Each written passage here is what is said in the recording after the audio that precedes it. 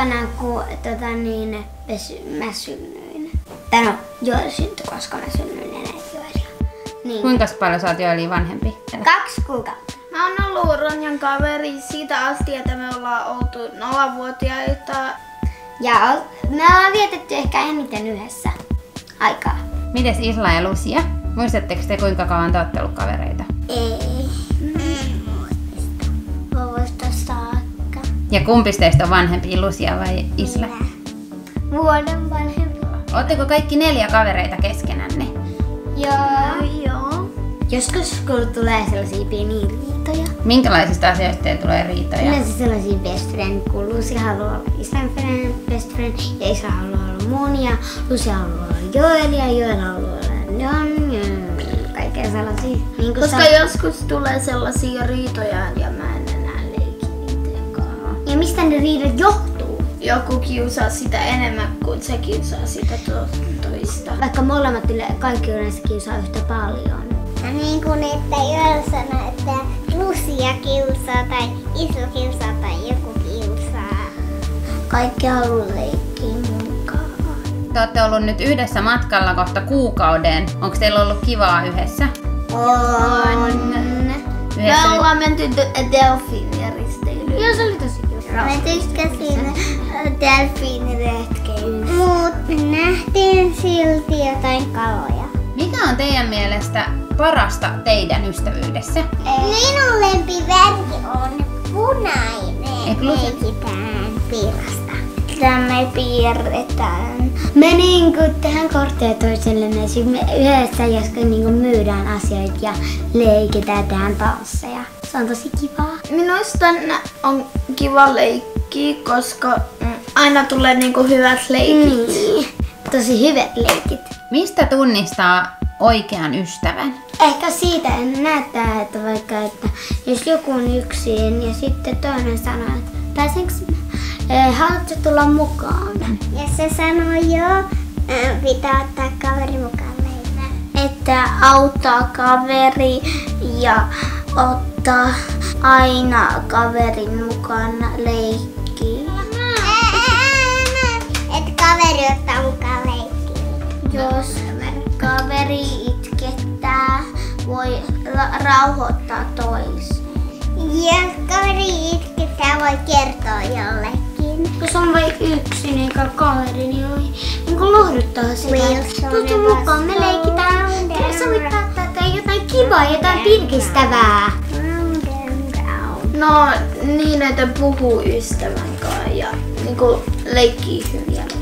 Minkälaista Joel on ollut, kun sä oot ollut tällä matkalla meidän kanssa 5 tytön kanssa? Mun mielestä se ei tunnu miltään. Niin kuin olisi ystäviä. Ja me ollaan. Niin, onko sillä mitään väliä, että onko ystävä tyttö tai poika? Ei oo. Ootteko nähnyt haikaloja? Ei se ole ystävyyteen. Niin, mutta täällä on sinun kysymys. Ollaan. Ei me olla. Minä ja Ronja ollaan. Kilpikonnia ollaan nähty. Pari rouskua. Minä haluan Joo, jokainen saa vuorotellen. nähty. Minä kilpikonnia. Mitä te haluaisitte sanoa sellaisille, joilla ei ole yhtään ystävää? Minä. No ei nyt Isla saa aloittaa. Sano, että voinko olla sun kaveri, tuu meidän kanssa mukaan leikkiin. Ja jos kaveri on yksin ja kiusaa toista, pitää mennä kertoa opettajalle. Jos teillä ei ole ystäviä ollenkaan, te pitää aina kysyä joltain, että pääsikö mä mukaan? Paitsi sellaisilta, jotka näyttää, ne ei olisi kauhean kivoja. Mä sanoisin, haluaisitko olla mukavia? Te asutte eri maissa. Ronja ja Lucia asuu Suomessa, Isla ja Joel asutte Malesiassa. Niin vaikuttaako se jotenkin teidän ystävyyteen? Ei. Joo. Niin, että me ei nähdä niin paljon. Kuukausi yleensä vuodessa. Tai 2 kuukautta. Onko teillä ikinä ikävä toisianne? On. Koska ollaan ystäviä. Ei nähdä niin paljon. Me soitetaan tai sitten me lähetään viestiä. Ja joskus voi antaa kirjeitä toisillemme. No mikä on parasta teistä toisissanne? Ronja on minusta kiva, koska ollaan oltu kavereita vauvasta asti. Ronja on hyvä leikkikaveri. Lucia on paras sisko koko maailmassa ja sillä on koko valtakunnan paras huumarintaja. Joelissa on hyvä, koska Joelin voi luottaa, vaikka se joskus huijaisi. Yleensä siihen voi luottaa. Sillä on kiva leikki, koska se on hyvä tyyppi ja siinä on kaikkea hyvää, niin kuin Luciassa ja Joelissa. Tykkään leikkiä Lucian kanssa, koska se aina haluaa leikkiä mun rannalla. Ja mä tykkään Joelista, koska joskus se jakaa sen popcornia. Tykkään Ronjasta, koska se on aina ollut kiltti. On ihan paras, koska se on sisko. Muuta. Nyt kun te olette matkustellut tosi paljon ja Joel ja Isla te asutte ulkomailla, niin onko ulkomailla vaikea saada ystäviä eri kulttuureista? Ei. Mitä niinku tapahtuu? Miten siis saatte ne ystävät?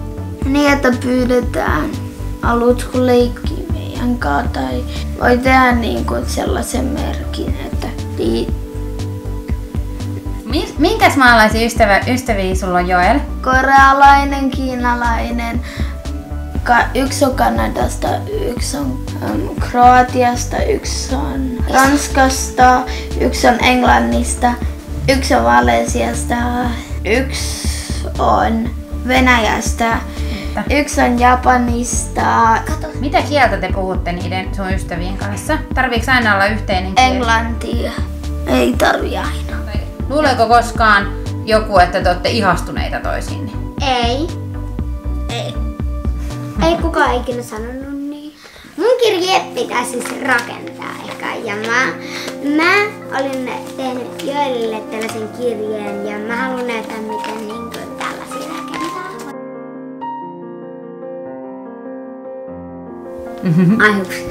Mä oon tuntenut Joelin syntymästä asti. Joel on mukava ja luotettava. Se on hyvä kaveri aina, ikuisesti. Kiitos kun sä oot mun ystävä. Kiitos. Tämä kirje kuuluu Ronjalle. Kiitos Ronja, että oot ollut minun kaveri vauvasta asti. Me ollaan saatu olemaan ystäviä jo 8 vuotta. 8 vuotta. Ja silloin 8 vuotta sitten me oltiin Pariisissa. Ja Ronja on tosi hyvä kaveri. Kiitos. Mä oon kirjoittanut teille kaikille, jotka katsoo tämän pojille ja tytöille yhden tarinan. Ystävä on, että luottaa toiseen ja et ei jätä toista ulkopuolelle. Kaikki te olette hyviä ystäviä.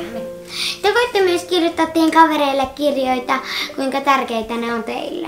Ystävyys on tärkeää kaikille ja ystävien kanssa on kiva leikkiä.